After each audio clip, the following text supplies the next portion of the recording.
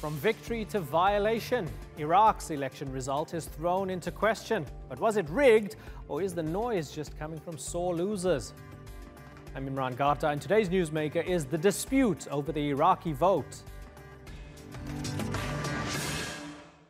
This week, Iraq's parliament annulled all overseas votes and ordered a recount of at least 10% of overall ballots cast in the parliamentary election.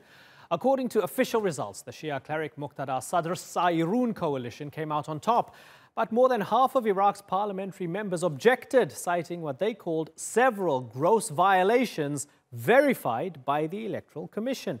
Some parliamentarians went even further, calling for the Electoral Commission to be dismissed and for electronic voting to be scrapped entirely. Meanwhile, the Kurdish PUK party has appealed the decision to annul the votes, saying it's an attempt by runners-up to sabotage an undesired result. So, was Iraq's election rigged, or is this just a case of bad losers crying foul? We'll debate that in a moment, but first here's Shoaib Hassan.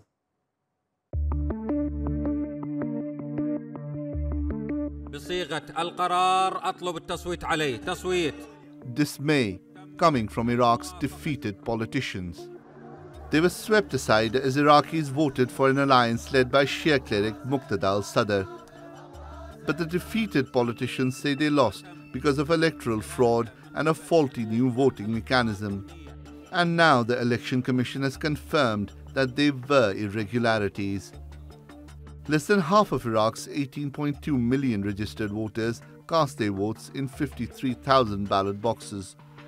The Election Commission has now annulled votes from more than 1,021 ballot boxes and is checking others. The alleged irregularities took place in Iraq's Kurdish region, as well as the predominantly Sunni provinces of Anbar, Diyala, Salahuddin and Nineveh. Votes cast by Iraqis living abroad are also in question. Defeated politicians want a recount of 10% of votes cast inside Iraq and all overseas votes. If the figures differ by more than 25% from the original result, the election results can be annulled. That's something that Iraqi officials say is highly unlikely.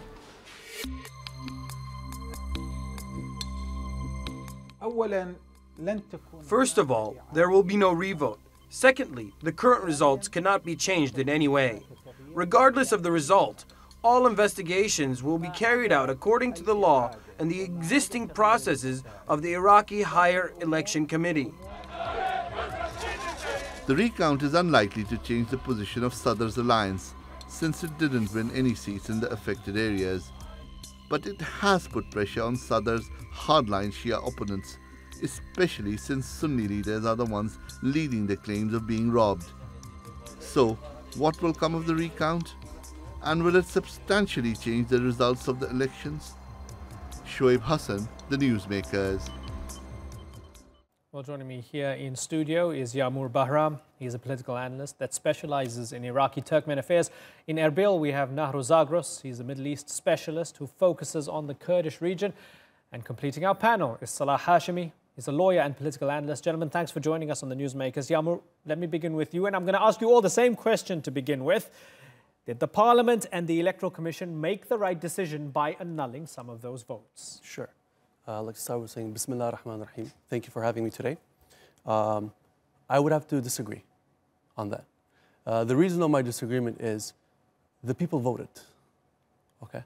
The people voted for a cause, which was to finally have a democratic system in Iraq. Well, if some of it didn't work, if some of the votes didn't check out and didn't meet a certain standard, then why not annul them and have a recount? Well, to have a recount is a waste of resources and time. But if it's not right, if it's not fair, it's only 10%. It's not like they're saying the entire thing was tarnished. Well, that's the thing. They're not saying that's the whole thing. They're only asking the 10% to be recounted. Right. Now, if there is a 10% recount, and in the 10% recount, if there is a 25% differential from the machine, the ones that were registered by the machine and the ones that were going to be recounted, because essentially that's what it was. Okay. The commission ordered that there's going to be a recount on the basis of fraud. Okay, so you don't think that they made the right decision? You think the election should have been accepted as is? Okay. We'll come back to you. Nahru Zagros, let's bring you in here. should that election have been accepted as is rather than having Parliament and the Electoral Commission annulling 10% of the votes? It's a rather complex reality here. It's the decision by the Parliament, which was a non-binding resolution, and also the Commission, it's highly motivated. That doesn't mean that election went on in a clean way, that there was no fraud. We have evidence that there was fraud, and it was inevitable because the system wasn't perfect. And the system that was employed in Iraq for the elections, it didn't work in so many highly advanced, technologically advanced countries like Britain and the United States, and nobody would have expected to be good in Iraq.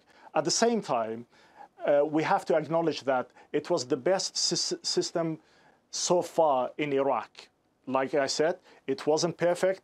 It was better than the systems we employed in the past, but there was some fraud. Nahru, why not make it even better? Highly political. Certainly, but why not make it even better? If it was the best so far, why not make it even better and iron out the deficiencies in the 10%? Absolutely, but the thing is, to make it better, there has to be some agreement and harmony between the political parties and between the leadership of different sects and groups in this country, not by the Commission, because people who are in the Commission are already members of different or affiliated with different political parties or associations in this country. Okay. So in order to employ a better system, there has to be a political agreement. Okay, Salah Hashimi, your previous two colleagues on this panel are not great fans of the annulment and possible recount. Where do you stand on this? I don't see how they could have reached any other decision in light of the overwhelming evidence that has been presented of fraud. We have footage, albeit unverified, of ballot boxes being tampered with. We have a confession from a prominent parliamentarian whose name I don't wish to mention because I think he's all over the press and the internet, who is admitting and confessing. Correct. He has mentioned and he has confessed to being sold votes. There are grave issues with the voting ballots in the displaced areas of Iraq, people who have been displaced after the conflict. There have been great doubts casted about the ballots coming from abroad, particularly from Europe and neighboring Syria. So if we are going to turn a blind eye to all of these potential breaches that have been either backed up by evidence, either direct or circumstantial, then what we're going to do is open up the entire political system to question. So I don't see how they could have reached any other decision than to recount the 10% that you've just mentioned. So Salah, let me ask you a question from a political optics perspective, perhaps, and trying to keep the peace. For those who say that this might open up Pandora's box, and especially when you look at disputed multi-ethnic oil-rich places like Kirkuk, yes, there might have been irregularities among the 10%, but we don't want any trouble. Let's move forward. Iraq's been through rough, tough times. Let's leave this. Let's move forward. How do you respond to that? Well, I repeat myself. We are going to unravel the entire political process. It's interesting that you mentioned Kirkuk. Kirkuk has been the most volatile area in Iraq post the election. There has been demonstrations, there have been police and army on the streets trying to keep the peace because people are very angry. Apparently, they say that their votes have been lost in the system, and they disagree completely and entirely with the results that this election has meted out. Now, there are, of course, other segments within Iraqi society that have complained. Turning a blind eye, I don't think, is the solution. But I also agree that we are living through very volatile times. We have enormous gains by people who were really marginalized before, particularly Mr. Muqtada Al-sadr and his followers. Now, those people are not going to stay quiet if their gains are going to be compromised. In that, I agree. But as a lawyer and as an observer, I do not think that we should turn a blind eye to discrepancies, because this whole thing could unravel and the entire credibility of the whole system could really be diminished. Okay, so Yamur, the entire credibility of the system will be diminished if you accept the fact that 10% of a vote might have been rigged, right? Yeah, here's the thing. Even though there were rigged and fraudulent accusations, there needs to be a recount. The people in Kirkuk are protesting because of this. They only want one thing, which is deliverance of justice and equal fairness. Now, today is the 19th day that the protesters have been on the streets. And like I said, they only want one thing, which is to get a clear count. Here is the outcome of the demands of the people in Kirkuk, which is the Turkmens and the Arabs, which is if there is a recount, okay, and if that differential does exist, okay, then, you know, what we said stands, and we will apologize if we are wrong. However, if we are not wrong, then we demand a change. So, so PUK is crying foul. That's right. So the thinking behind this is that they won in areas where they shouldn't have won. Mm-hmm. Is that the way you see it? That's the way it is. Right. Yeah. But how do you know? Maybe the voters chose to vote for them. The voters did choose. However, the amount of campaigns, the amount of movements and the amount of actions that led up to the elections mm-hmm. was not supposed to deliver the results that were delivered. Right. However, talking to the people that voted in Kirkuk, the people who stood with the boxes, right, who worked with it, clearly indicated and have said on countless occasions that there was fraudulent allegations. So I'm going back to the beginning here because I want to be absolutely clear I understand you. Sure. At the beginning you said these guys didn't make the right decision, the Electoral Commission and mm-hmm. Parliament. But now you're saying there should be a recount. No, I might have not explained myself right. to its full extent, but what I'm saying is, this is my point, that there was fraud, actions of fraud, and these votes need to be recounted. You want a recount? That's right. Okay. Nahro Zagros. So now it's 2 against 1 on this panel. There should be a recount because what we're hearing from both the other two is that there seems to be overwhelming evidence that there were big problems with this vote. This doesn't take away from the fact from Sairun that overwhelmingly Sairun did really well, the Sadrists and the leftists and so forth. But if there are flaws in this system, sort it out now. Would you agree with that?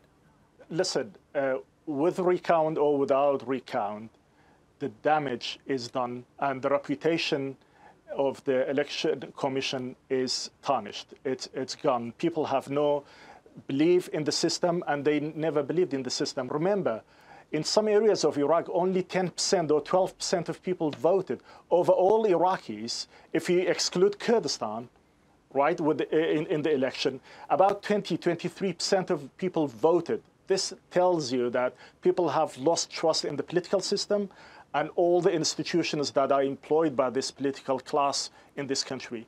The damage is done, and there is no way that we can bring back this belief and a reputation. But right now, what we have here regarding the recount, it's the beginning of a complex reality. Okay, so let Nahro finish his point because there's a slight delay. Let him finish his point and then you can come in, Yamur. Nahro, finish your point. Let me, yeah? Okay, so the thing is, the new political mayhem that we see in Iraq, this is the beginning of it. This is a country, people vote according to ethnic and sectarian lines. It's a highly divided country, and this division has reflected in this election. And I see the problem is now, if you recount, it's going to lead to massive and catastrophic outcomes. If you don't, then again, you will have 4 years, the next 4 years, it's going to be absolutely political mayhem in this country. Okay. Yamur, why do you disagree? I disagree because, as our speaker here said, that there's no belief. If there is no belief, then why are people turning out to vote? It doesn't make sense. The argument does not stand. However, if only 40% of people voted. May I please? Thank you. Yes, there is a 44.5% turnout right? However, situation is this. There is a belief, and as a right, as an Iraqi citizen, every person has the right to go vote. There is a sense of optimism, okay? There is a sense of renewal. We are trying to renew the culture, reset the culture, which is to vote. Yes, there are sectarian there are religious and ethnic divisions. These do exist. However, we cannot ignore the fact that these reasons cannot be the reasons why we should not go vote. Okay, so Nahru, we have a more optimistic view from Yamur saying that the very culture is changing by people deciding to go and vote, and especially since so many people surprised all the think tankerati and all the experts by voting in people nobody expected to win. I hope my friend is correct that I'm wrong in this situation. I would like to see optimism in this country. I would like to see evidence for optimism. But listen, in the very place where political decisions are made, Baghdad, the capital of this country, if only 15% of the population voted, what does that tell you? It tells you that the majority of people in the capital of this country, in the heart of this country, are not satisfied with the system. They don't believe in the system. This is a country full of corruption. Institutions are not working. People are becoming more sectarianized, and people are more going towards their ethnic beliefs rather than believing in a united country. This centralism that current Iraqi politicians are trying to bring back to the country, it's going to lead to more catastrophic situations, unfortunately. I hope, again, I am wrong, my friend is correct. I hope that the culture is changing, but we see no evidence that the culture is changing towards this harmonized, united country. Salah Hashimi, let me ask you about this from the frying pan into the fire concept that Nahru Zagros had. He said, if you don't recount, it's the continuation of this political mayhem. And if you do recount, it's a catastrophe. Both horrible, terrible options. Do you share that pessimism? Well, I can only agree that Iraq has been marred with corruption since 2003. There's little doubt about that. But I think people are now changing. I mean, I also agree that there has been a very, very low turnout to these elections. At the end of the day, I think the alternative would be a catastrophic one, because if people lose hope in the system that governs them, then what shall they do? And I ask that to both your guests. I think the answer would be a complete and utter collapse of the entire state. And that's something that we do not want. Reform that everyone is looking for, I certainly hope, I'm one, starts with the grassroots. And the grassroots are these common elections. Now, I think Mr. Muqtada Al-Sadr has made a number of promises to his supporters. I certainly hope he lives up to them, or he not only lives up to them, but is allowed to live up to them within the current political climate. Don't forget, Iraq is also living, the entire region, not only Iraq, is living a very, very volatile state. And I think all we need at the moment is a credible, to begin with, a credible process. How can we begin a credible process when it's been marred by confessions of parliamentarians?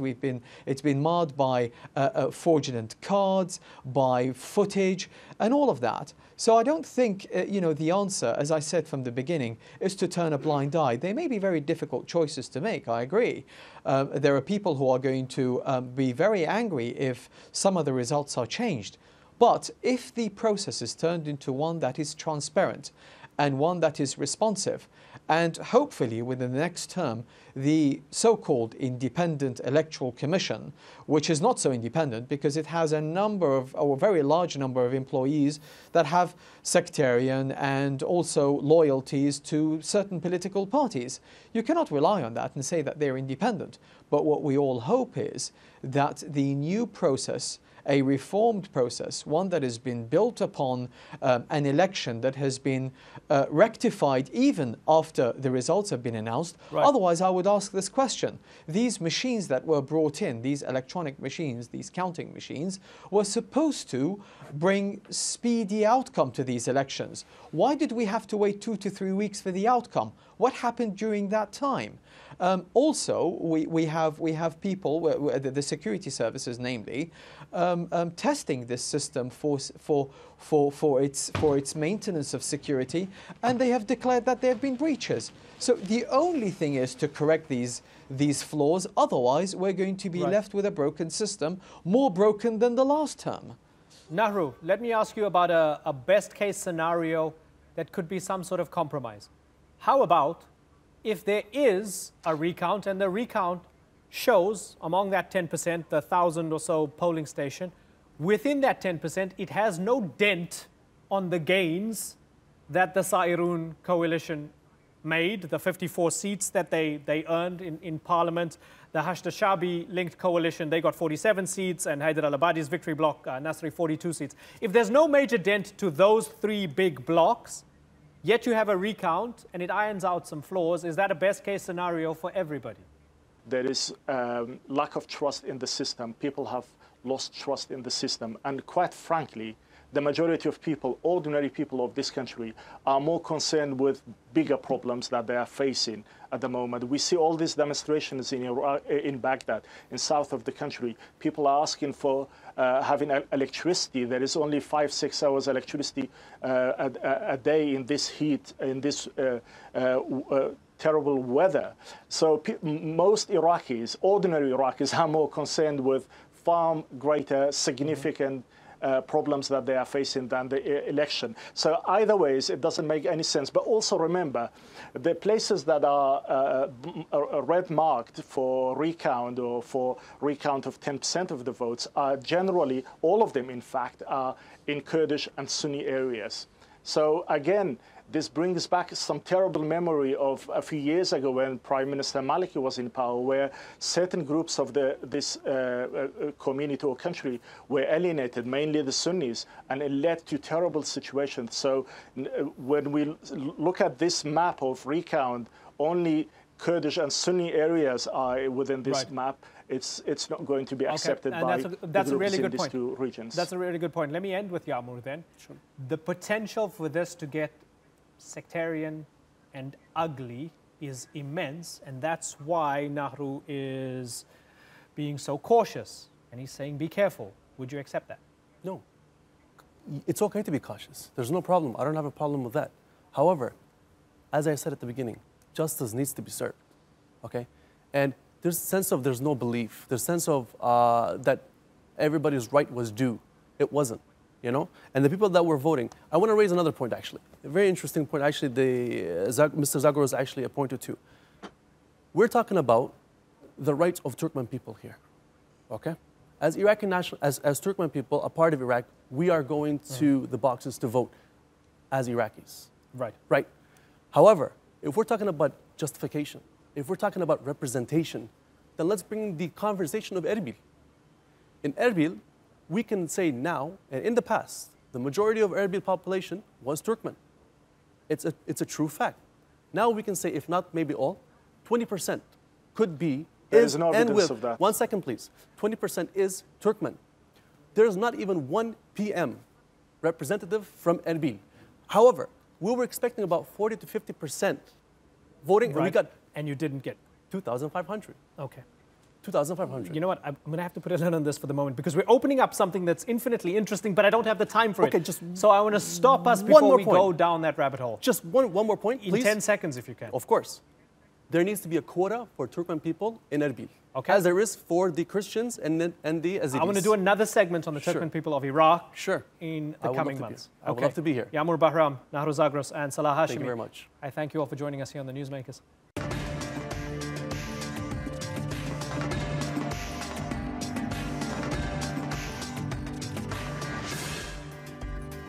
Still to come on the Newsmakers, another campaign promise kept as Trump cuts abortion funds. But how will this affect the lives of women and children worldwide? And Slovenia heads to the polls on Sunday. Could the anti-migrant Slovenian Democratic Party really come to power?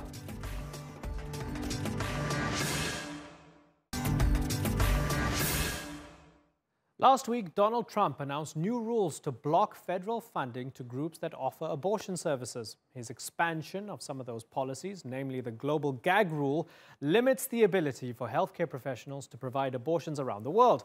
But it's the US taxpayers' money, right? So shouldn't they have the right to decide how to spend it? But if it causes a spike in back-alley abortions and limits access to treatment for HIV/AIDS patients, isn't that more harmful than helpful? That debate's coming up, but first, here's Christine Pirovalakis.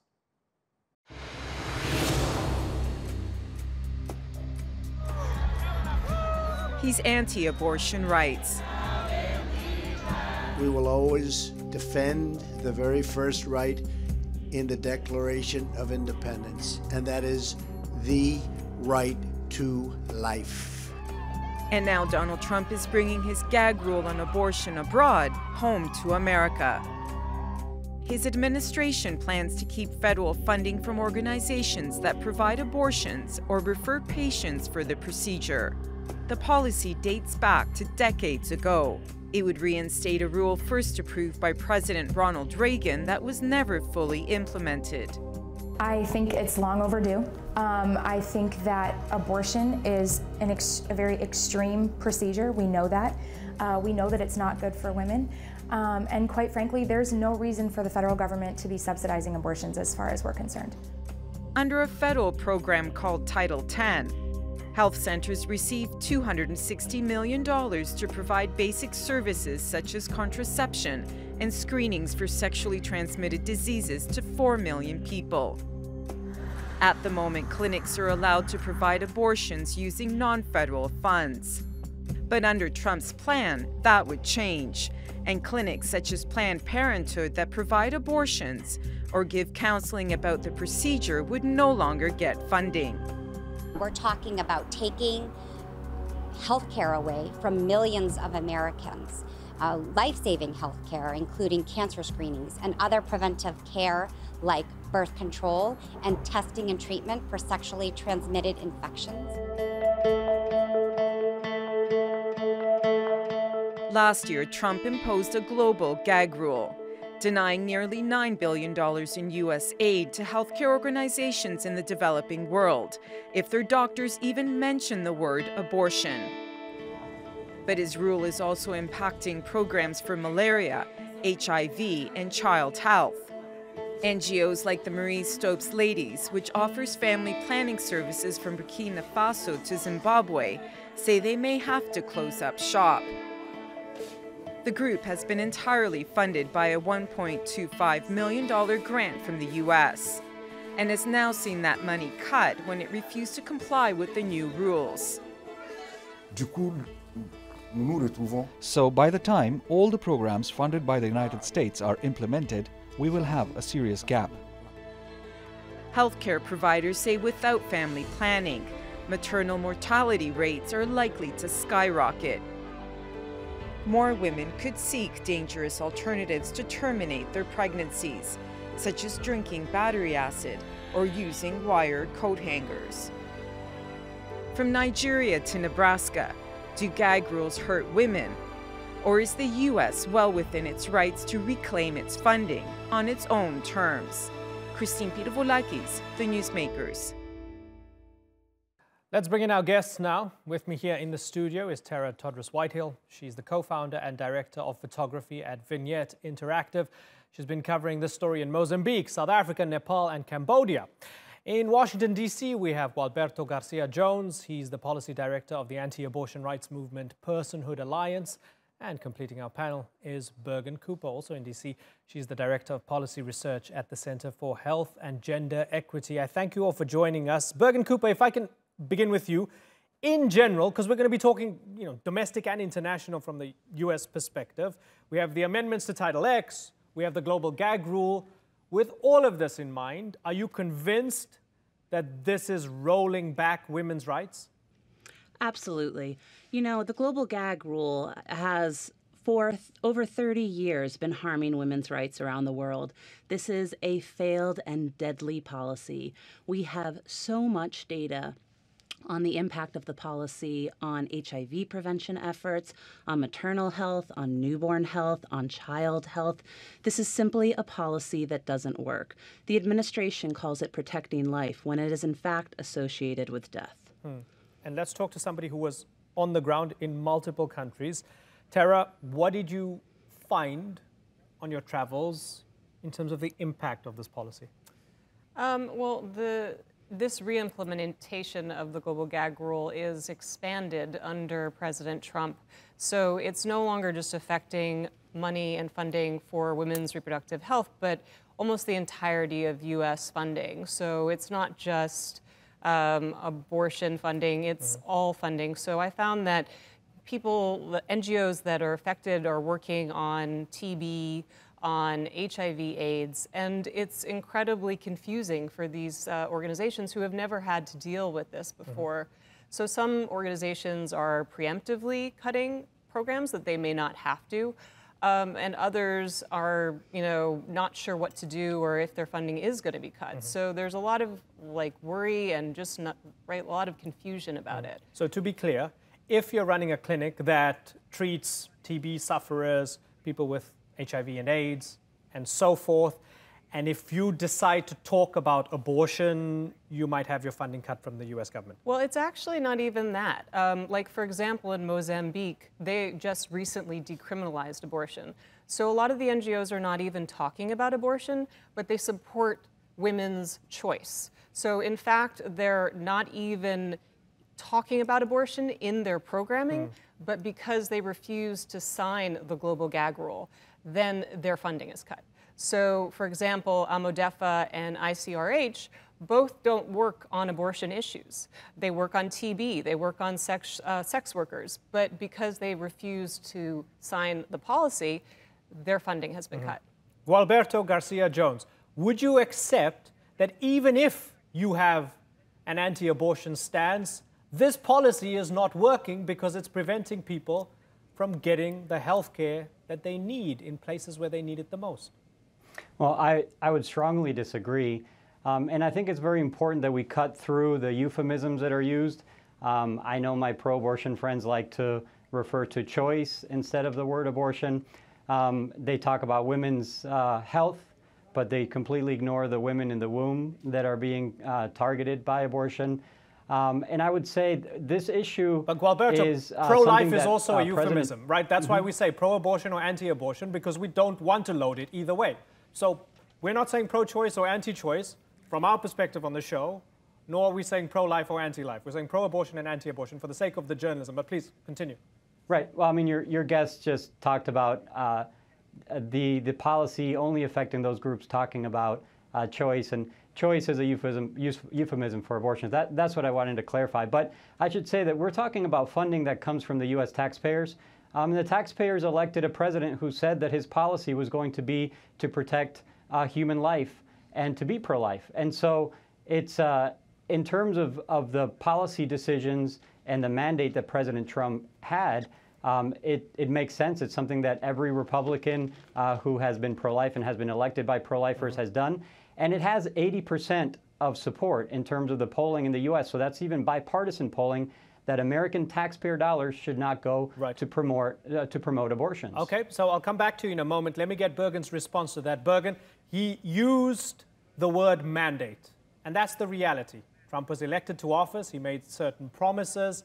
He's living up to a lot of those promises to those who elected him to office. This is what the people want. This is democracy. What do you think, Bergen?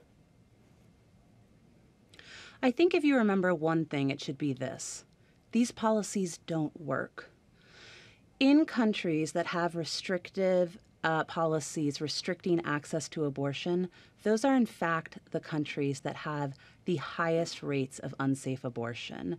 Women who want to get an abortion will get an abortion. When there are policies in place that force a woman to get an unsafe abortion, the consequences are dire. Maternal mortality, unsafe abortion is one of the leading causes of maternal mortality worldwide. Policies like this contribute to women dying. Gualberto, I know you're anti-abortion, but given the choice of unsafe back alley abortions or abortions that go through a proper procedure, which one would you choose? Well, I should say abortions are never safe because the whole point of an abortion is to kill a human being who's in the womb. And so I think, again, I would disagree with the premise, but I would also disagree with the facts. If you look at the World Factbook, the CIA Factbook on maternal mortality, you would see that countries like Kuwait, like Saudi Arabia, like the United Arab Emirates, Malta, Chile, Ireland, these countries, until very recently with the case of Ireland, prohibited abortion completely, and they all have better maternal mortality rates than the United States. Less women die overall because of pregnancy in those countries that prohibit abortion completely. And so I think these are really ideological positions that they're taking, and they're really twisting the facts to push their pro-abortion agenda. Although you did give an example of a state that until very recently enforced a one-child policy across the board, hardly the greatest democracy when it comes to women's rights and the rights of those who carry children. Let me bring it back to Tara here. From your findings, did the private sector step up anywhere? Right. Where there was this fear, as you mentioned, a lot of uncertainty, people not sure if they're going to get this money from the US government. Did we see others trying to fill the gap with private money? Well, there's European funding that is trying to step in. She Decides movement has stepped up, but the problem is it's not comparable in terms of the amount of money that the U.S. provided. There is definitely, like in South Africa, private clinics that you can go to if you don't find, excuse me, that the government has enough money, because there's a lot of waitlisting for services like abortion. So they can go to private clinics, but then they have to pay more. So, or they go online and they find illegal providers that are not necessarily safe and that they can buy this from. So there's going to happen. I agree with Bergen either way. I would also like to clarify that one of the points about U.S. money.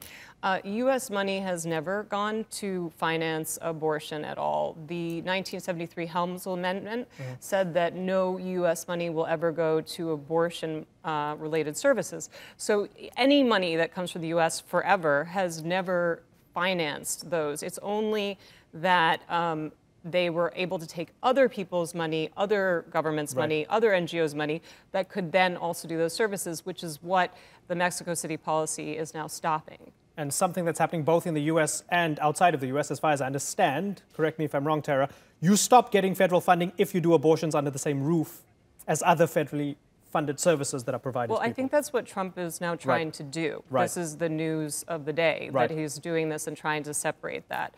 I'm not entirely sure that that's something that was in place before. I think probably Bergen would better to speak to that. Yeah, okay, so the Hyde Amendment, Bergen, that's what's on the table now. So as far as I understand, the gag rule can't apply in the US, even though Trump tried to implement it. But you have the Hyde Amendment where you don't get federal funding, even if you do other work, if you provide other health care, if you provide abortions under the same roof, sorry, you don't get government money anymore. How do you feel about that, Bergen?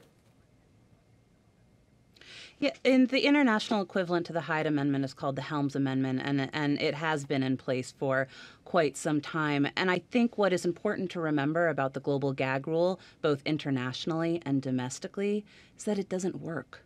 It is ineffective. Like Tara, I spent a number of weeks in Mozambique and Zimbabwe this year looking at the impact of the policy. In just 1 year, it has contributed to the shuttering of HIV clinics. It has stopped services in rural populations where those people need the services the most and don't have access to other health services. It has stopped one of the most impressive and successful HIV prevention programs that exist today in certain areas of both countries. We talk so much about abortion on this programming, but I think it's important to remember that this policy extends to all of global health. We have seen the impact of this policy around the world, and it is just unconscionable to think that it would come to the United States. So, Gualberto, let me ask you a question from a different direction here. If we're getting the experts on the ground who are not ideologically promoting abortion, they're saying it doesn't work. People are dying. People are not getting their health care, right? That's what they're saying. They're saying they have empirical evidence from the ground that this is not working no matter what the intentions are. And if I give you a quote from Marjorie Dannenfelser, the president of the Susan B. Anthony list, right?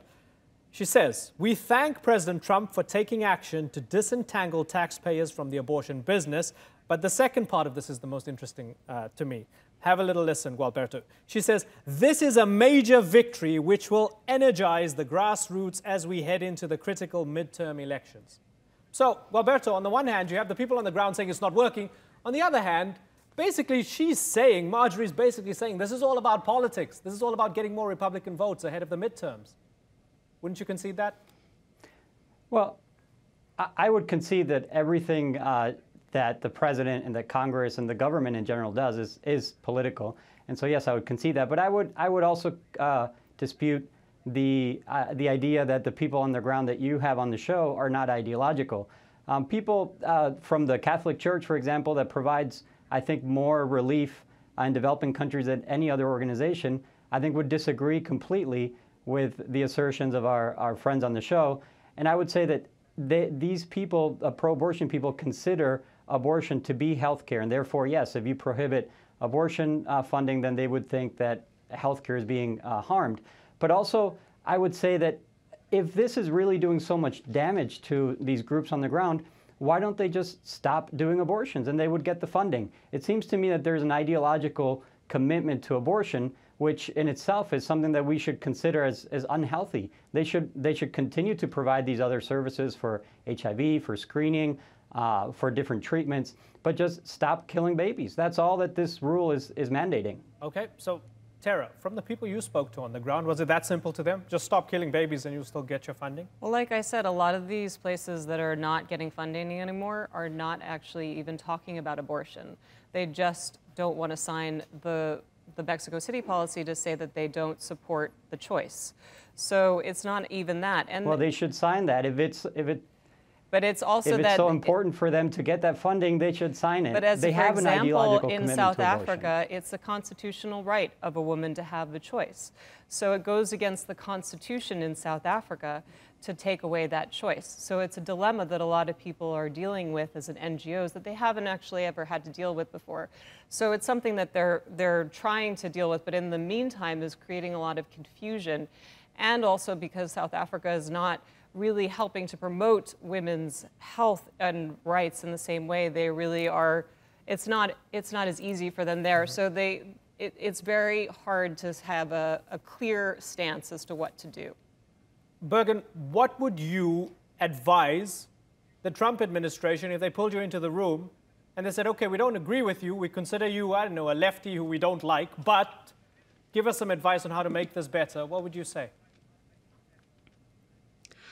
I would absolutely tell them that the data show that this policy is associated with an increase in abortion.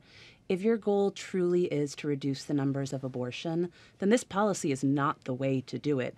We have data from sub-Saharan Africa, from Latin America, and from the Caribbean. Around the world, this policy does not work. The best thing that the administration can do for women's health is invest in it. Invest in contraceptive services, invest in HIV prevention, invest in nutrition, invest in the prevention of gender-based violence, and do that without the restriction of what a person can say or not say in the conversation between a patient and a provider. This is the government standing between a patient and a provider. It is completely ineffective. Well, Alberto, very finally, at the very least, would you accept that it's unhealthy to have a rule that you can't even talk about things? Because surely within the darkness of ignorance, things only get worse. I'm sorry, but I would not. I think talking about murder as an option is not a good thing, and the government should most definitely prohibit it. And let me just mention quickly one example. Chile is a very interesting example that disputes the assertions made about abortion being necessary for women's health. And that is, Chile prohibited abortion in 1989. Their maternal health skyrocketed after that point. It wasn't necessarily because they prohibited abortion, but it was because they implemented better education, better sanitation, better prenatal care. And so those things are the things that really get rid of maternal mortality and improve maternal health, not abortion. And so we should focus our money and our efforts on that and not on promoting the killing of unborn children. Okay, unfortunately, I've got to move on. But it's been really interesting talking to all of you, getting your expertise and perspectives. Tara Todres-Whitehill, Gualberto Garcia-Jones, and Bergen Cooper. Thanks for joining us here on the Newsmakers.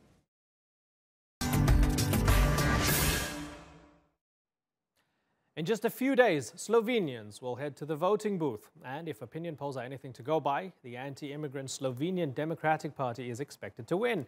Led by former Prime Minister Janez Janša, the party says it will reject EU migrant quotas and increase spending on security. The party's hardline stance on immigration has struck a chord with many Slovenians.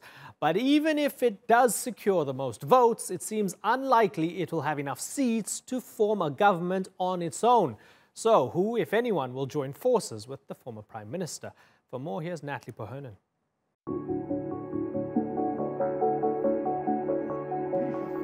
In Slovenia's elections on Sunday, the spotlight will be on these three candidates running for Prime Minister. Miro Cerar from the Modern Centre Party, who resigned as Premier in March. Marjan Šarec, a former comedian turned politician from the centre-left party bearing his name, the list of Marjan Šarec. And former PM Janez Janša of the centre-right Slovenian Democratic Party, who wants another turn at the helm. While Janša appears to be leading in the polls, it's not clear if the SDS will be able to persuade other parties to help it form a coalition government. Šarec, whose party is running second in those polls, has ruled out an alliance, partly because the SDS has been running an anti-immigrant campaign. During the 2015 refugee crisis, about 500,000 people crossed through Slovenia. Janša has been invoking that period to raise fears about a return of refugees and has promised to withdraw the country from the EU's migrant quota program. It's a message which has attracted support from Hungarian Prime Minister Viktor Orban. He addressed an SDS rally in May, telling the crowd, "If Europe surrenders to mass population movement and immigration, our own continent will be lost.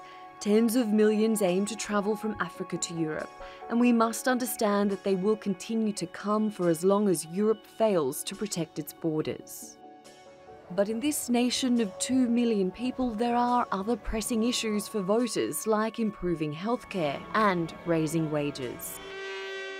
Public sector workers, like these teachers, joined strikes this year to demand pay increases. Na volitvah boste vi, spoštovane državljanke in državljani, in samo vi, tisti, ki boste sodili o tem, kaj je prav in kaj je narobe, in ko in kdo si zasluži vašo podporo. But will the hardline anti-migrant message be the topic that resonates most with Slovenians? Natalie Pohonen, The Newsmakers. Well, joining me now from Ljubljana is Novica Mihajlović. He's the managing editor of Delo newspaper. Thanks for joining us, sir. This SDS, the anti-immigrant party, led by Janša, do you think they're going to win?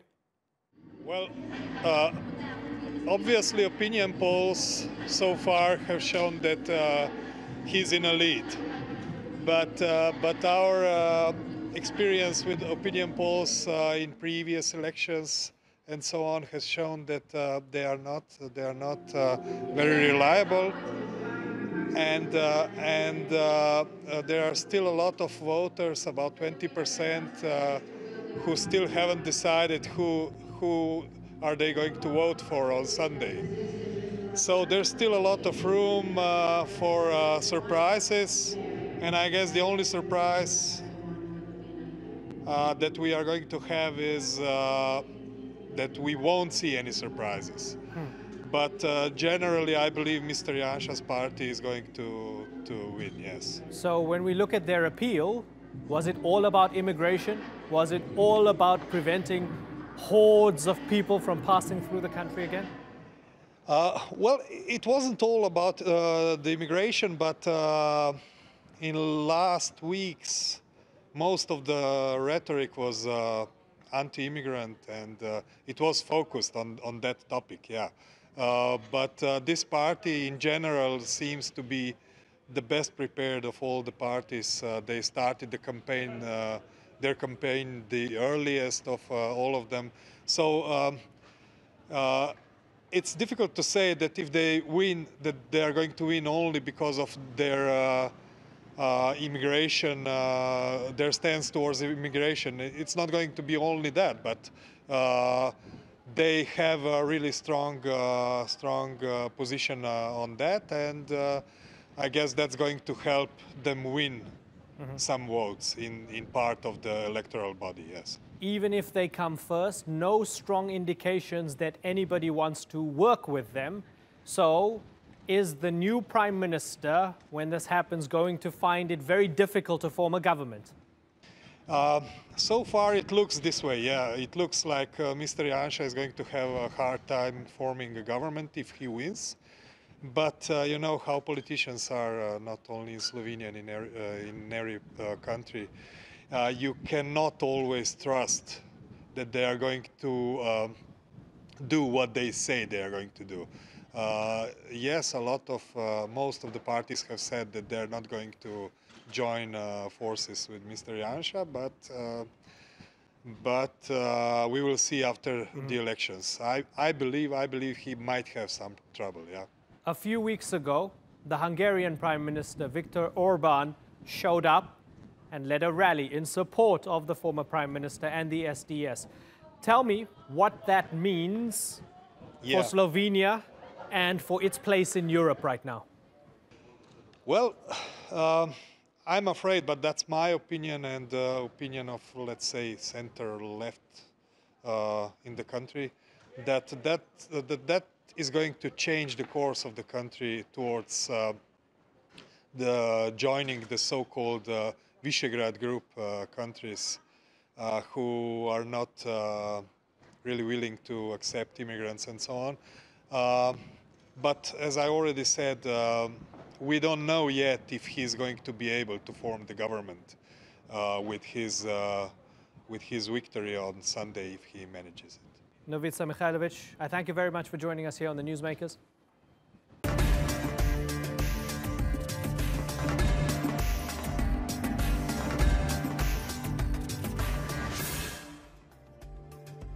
That's all for this edition of the Newsmakers with me, Imran Garta. You can check out more of our stories on YouTube, Facebook and Twitter. Remember to like, follow and subscribe. Until next time, thank you for watching. Bye-bye.